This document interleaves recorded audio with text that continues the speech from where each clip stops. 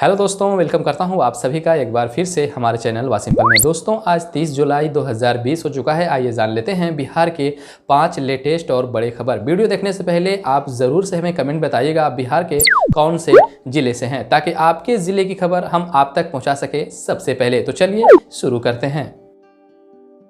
बिहार में 7 लाख रैयतों को ऑनलाइन रसीद जारी। राजस्व भूमि सुधार विभाग के अपर मुख्य सचिव विवेक कुमार सिंह ने कहा कि राज्य के सभी अंचलों में ऑनलाइन लगान रसीद भुगतान करने की सुविधा प्रारंभ कर दी गई है। इसके तहत 1 अप्रैल से अभी तक 6,93,000 रैयतों को ऑनलाइन लगान रसीद निर्गत कर दी गई है। इससे 12 करोड़ 5 लाख की राजस्व वसूली गई है। उन्होंने बुधवार को प्रेस कॉन्फ्रेंस में कहा कि सभी अंचलों में ऑनलाइन दाखिल खारिज की कार्रवाई चल रही है। करीब 3 करोड़ 67 लाख जमाबंदियों में दर्ज विवरणी को डिजिटाइज कर दिया गया है। अब तक ऑनलाइन दाखिल खारिज के लिए 32.92 लाख याचिकाएं दायर की गई हैं, जिनमें 25.39 लाख का निष्पादन भी कर दिया गया है। शेष के निष्पादन की कार्रवाई चल रही है। तो यदि आपका भी निष्पादन अब तक नहीं हुआ है तो आप नीचे कमेंट में हमें जरूर बताएं। बात करते हैं दूसरे खबर की ओर। तो यहाँ पर आप देख पा रहे हैं बिहार में लॉकडाउन बढ़ाने पर अभी कोई निर्णय नहीं हुआ है।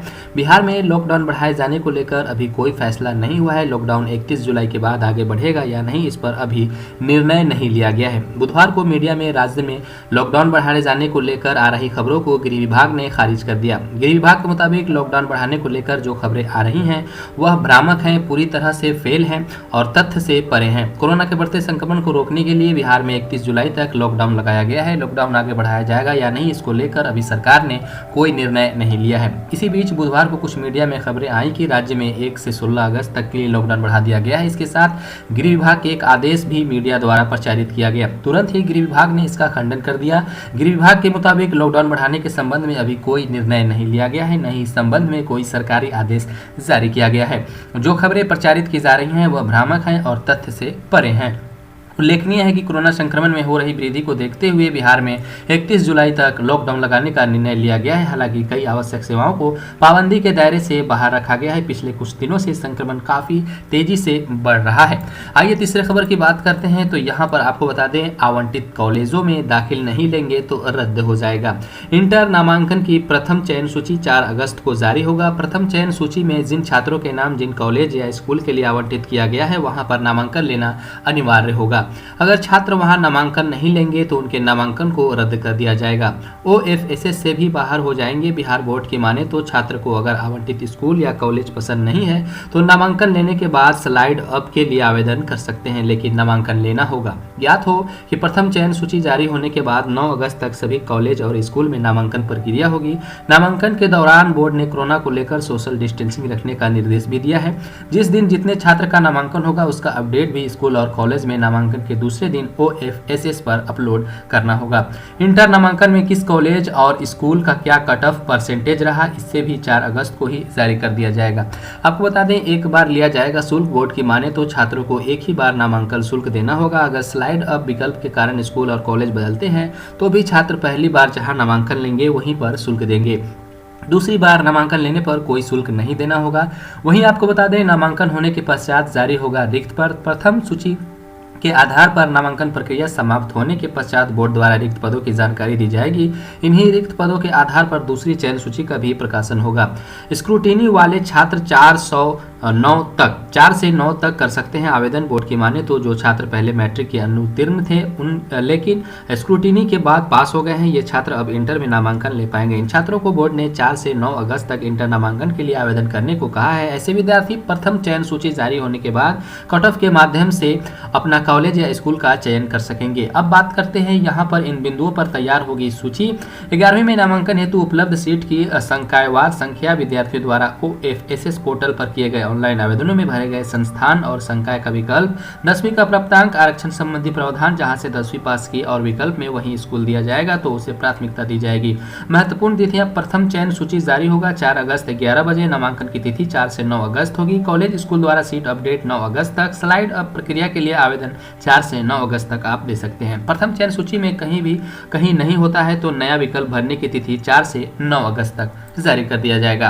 बात करते हैं चौथे अपडेट के बारे में। तो आपको बता दें, जरूरत के अनुसार राहत शिविरों की संख्या बढ़ाने को लेकर सीएम ने दिया निर्देश।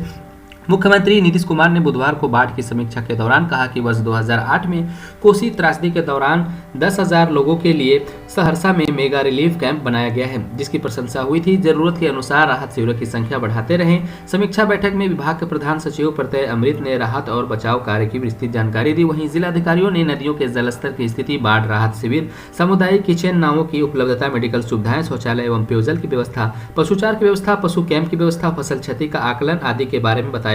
जल संसाधन विभाग के सचिव संजीव हंस ने नदियों के जलस्तर की स्थिति तथा तटबंधों की सुरक्षा के संबंध में जानकारी दी। इसके पूर्व वीडियो कॉन्फ्रेंसिंग के माध्यम से जुड़े उप मुख्यमंत्री सुशील कुमार मोदी ने सुझाव दिया कि सहायता वितरण के लिए अनुश्रवण समिति की बैठक होनी चाहिए ताकि लोगों का फीडबैक मिल सके।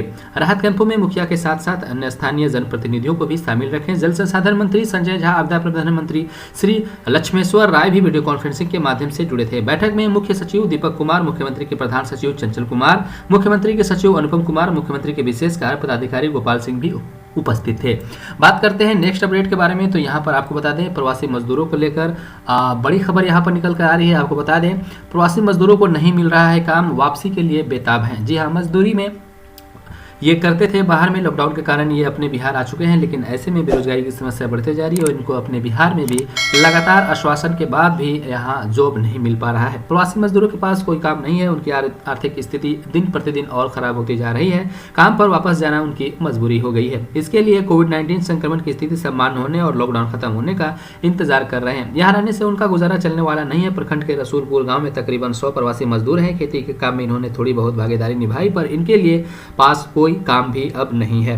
परिवार और बाल बच्चों की आवश्यकताओं की पूर्ति कैसे होगी, यह इनके लिए चिंता का विषय बना हुआ है। यहाँ के सत्येंद्र सिंह, कामता यादव, पिंटू कुमार, बबलू यादव, धनंजय यादव, राजकिशोर, साथ ही आपको बता दें गोह में भी रोजगार के लिए भटक रहे हैं। प्रवासी मजदूर गोह प्रखंड में हजारों मजदूर कोरोना काल में अपने गाँव लौटे हैं। कई माह बीत गए हैं, लेकिन किसी भी तरह का ना उन्हें रोजगार मिला है, ना उन्हें कोई आर्थिक जो है सहायता मिली है। अब आपको बता दें, सरकारी घोषणाओं को मजदूर मान रहे हैं छलावा। वहीं आपको बता दें, प्रवासी मजदूर सरकारी घोषणाओं को छलावा मान रहे हैं। वे कहते हैं कि जब से आए हैं तब से यही बार बार व्यवस्था की जा रही है और यही बार बार आश्वस्त किया जा रहा है कि जो भी प्रवासी मजदूर हैं उनको रोजगार दिया जाएगा, लेकिन प्रवासी मजदूर को यहाँ पर कोई रोजगार नहीं दिया जा रहा है। प्रवासी मजदूरों के रहने की व्यवस्था का सवाल हो या फिर कोविड-19 संक्रमित मरीजों की सुविधा हो, कहीं अच्छी व्यवस्था नहीं दिखती। प्रवासी मजदूरों को रोजगार दिलाने के लिए सरकार बड़ी बड़ी घोषणा कर रही है। कुल मिलाकर वे यह मानते हैं कि यदि मनरेगा में मिट्टी का काम करना हो तो सरकार काम मुहैया करा सकती है। इसके अलावा रोजगार की कोई दूसरी कारगर योजना नहीं है। राजकीय क्रियाकलापों के प्रति उनमें गहरी नाराजगी देखी जा रही है। वहीं आपको बता दें, बेरोजगारी का दंश झेल रहे जीवन गुजारना मुश्किल हो गया है। मलहरा पंचायत के टनकुपी गांव के उपेंद्र कुमार और पप्पू कुमार नोएडा में रहकर काम करते थे। किसी तरह घर आए तो सरकारी स्कूल में बने क्वारंटाइन में 14 दिन रहे। सरकार की ओर से केवल राशन मिला। वर्तमान में बेरोजगारी का दंश झेल रहे हैं। टटकुपी गाँव के ही युगल पासवान नोएडा से घर लौटे, वर्तमान में खेतों में मजदूरी कर रहे हैं। मुखिया चंद्रशेखर सिंह ने बताया कि मलहरा पंचायत से लगभग 150 प्रवासी मजदूर नोएडा, दिल्ली, सूरत, मुंबई से अपने घर लौटे हैं। कुछ लोग बेरोजगार हो गए हैं तो कुछ वर्तमान में खेतों में काम कर रहे हैं। वापस बाहर जाने के लिए वे तैयार हैं, लेकिन अगर उन्हें बिहार में जॉब मिल जाए तो वो बाहर नहीं जाएंगे।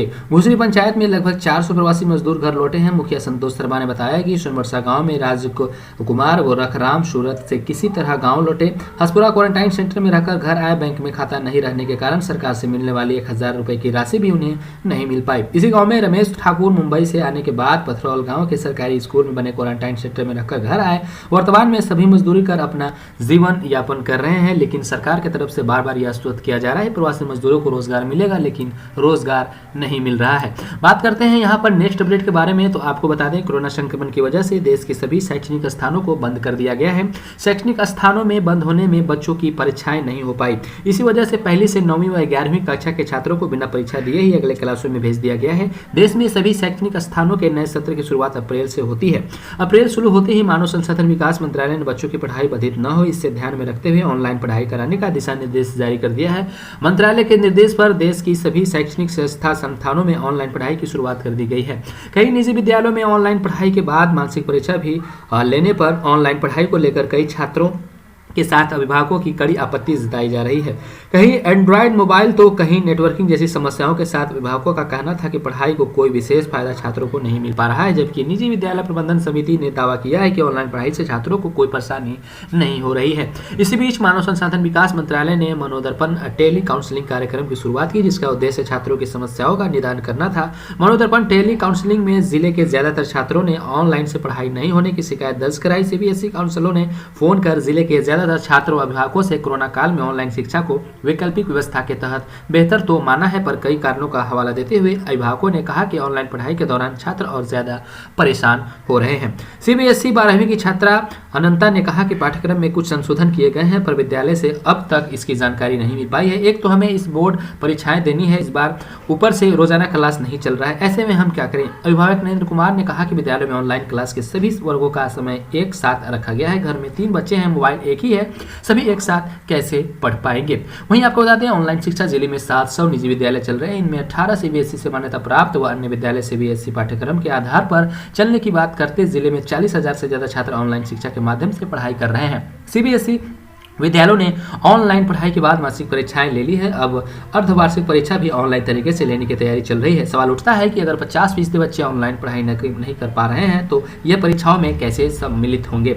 अगर किसी व्यवस्था के तहत ऐसे छात्र परीक्षाओं में सम्मिलित भी हो गए तो बेहतर परीक्षा परिणाम की उम्मीद करना बेईमानी होगी। तो यह थे कुछ आज के लेटेस्ट अपडेट बिहार के रिगार्डिंग। वीडियो अच्छा लगे वीडियो को कर दीजिए जल्दी से लाइक। हमारे चैनल पर नए होंगे तो चैनल को सब्सक्राइब कर बेल आइकन प्रेस कर देगा, ताकि आने वाले वीडियोस का नोटिफिकेशन आप तक पहुंच सके। सबसे पहले मिलते हैं नेक्स्ट वीडियो में एक और फ्रेश टॉपिक के साथ। तब तक के लिए विदा दीजिए। Take care, bye bye.